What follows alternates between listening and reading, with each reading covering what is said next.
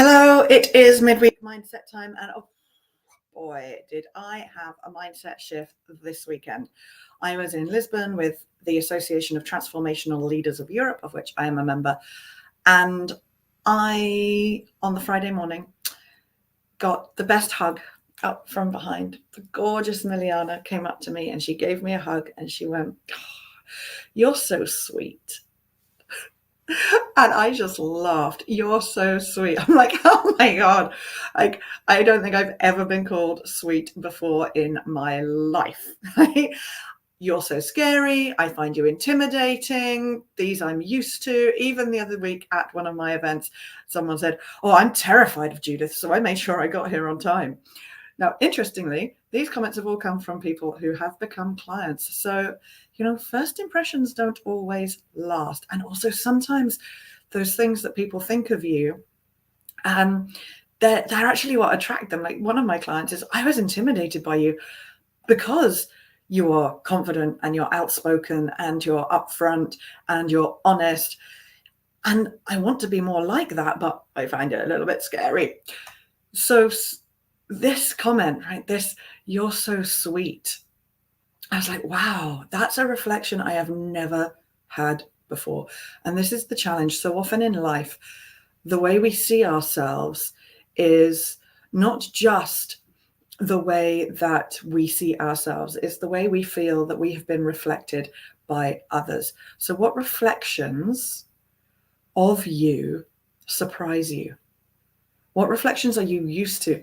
And also, what are you listening to? And I say, what are you listening to rather than who are you listening to, for a very good reason. Because what we listen to are the thoughts and feelings that come up when people say these things to us. And we can all be all things. I can be both so sweet and terrifying, right? You can be many things. And what is it you choose to listen to? Because it's the thoughts and feelings that impact how you see yourself. And it's your thoughts and feelings that impact your voice and how you share your voice. So that was Friday morning. Later Friday, we got to this beautiful tourist spot in Sintra in Portugal.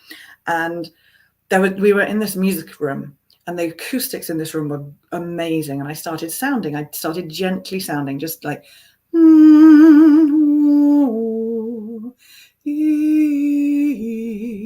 just really quietly, and the echoes and the acoustics were stunning.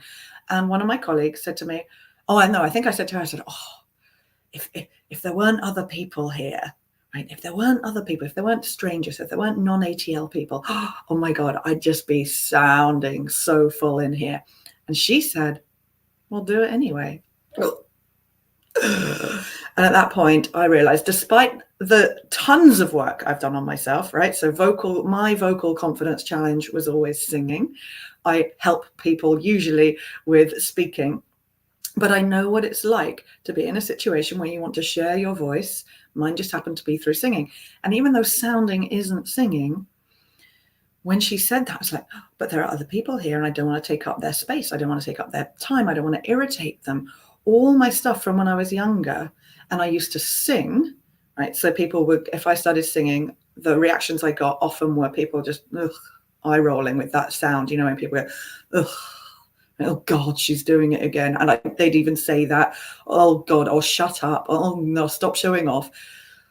And when I was in that situation there in that room with my colleagues saying, "Go on then, just sound," all of that stuff came up. So what are you listening to? What reflections are you hearing? Because I wasn't hearing the reflection of my colleague who'd love me to sound. Anyway, long story short, I did it, right? So in this room with other people who weren't us, and I even said, "But what about the official?" Right? I don't want to get in trouble. I'm 50 years old. I'm a 50-year-old woman. And there I am worrying about getting in trouble for sharing my voice. And it was just this new next level of where I've been taken to, this next level of, oh goodness. So anyway, long story short, I did it. I opened my mouth and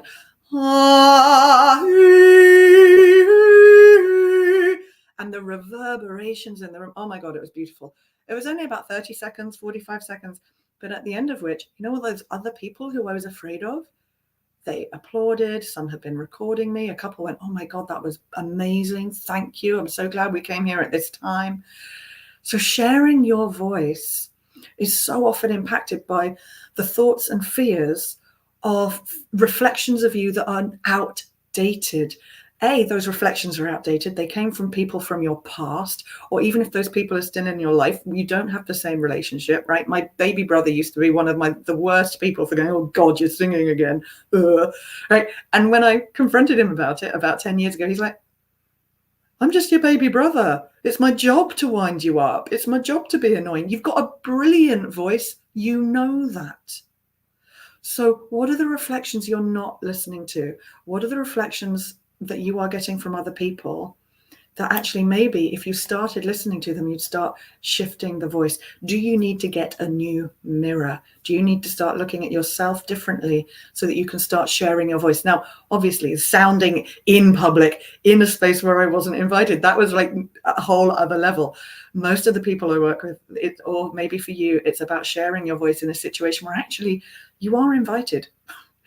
People do want to hear you, but you're still not. But it's still those younger reflections of you that are the problem, that are getting in the way. And that is exactly what I work with. I do it on myself. I've just taken myself to a whole other level on it. And this is what I do with clients. And at the moment, I have space for 3 new clients. So if you feel like you want to get rid of those old reflections, thoughts, feelings, then just drop me a line, get in touch, have a look at my website and see what we can do. But I invite you now, the thing you can do now is to start asking yourself, is this reflection true? Are you looking in an old mirror? And is that you anymore? I'd love to know. And thank you so much. Yes, Vicky, I hope you're healing properly. And words can be powerful, but words aren't always truth, right? They are so often perspective. So remember, are you remembering something that was simply someone's perspective from another time? And find new words and listen to the new ones. So you know what I'm listening to? I'm listening to Miliana's. You're so sweet. Take care. Have a fabulous day. I'll be back with another midweek mindset, probably next Wednesday. Not probably. I'm committing to new things at the moment. This is like whole new. It's Beltane today. The fires are clearing out the old and putting in the new. So I will be back next week with another midweek mindset. I'm now hitting the road to go and see my gorgeous family. Take care. Mwah. Bye.